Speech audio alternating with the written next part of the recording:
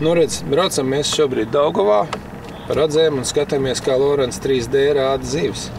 Kā mēs redzam, ka zivis mums atrodas nepārāk sekli.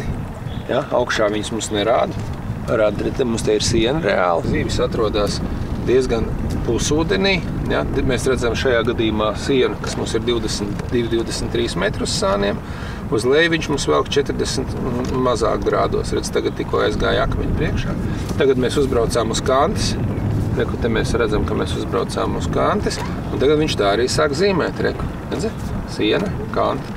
Īstenībā, kas šitas ir? Šitas ir, nu, jā, lai saka, lielisks grunts izpētes rīks tajā gadījumā, ja, teiksim, jums, piemēram, nav dziļuma kartas konkrētajā vietā, jūs ierodaties un uzreiz momentāli izprotat. Reku, redz, uz kantes ir akmens, reku mums ir siena, un reku mums kanti krīt tālāk. Mēs braucam pa 10 metru dziļumu, redzam 30 metrus uz turieni un neredzam, nu, aiz kantes viņš neko nerāda. Ja mēs pabrauksim tuvāk, tad rādīs.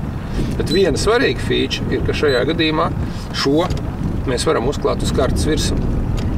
Un, ja mēs izdarām šitā, ieejam iekšā, paņemam menu un uztaisam Structure Overlay, tad viss, ko mēs te esam nobraukuši, redzat, uz kartes pārklājās pāri tas, ko mēs tikko zīmējam ar 3D.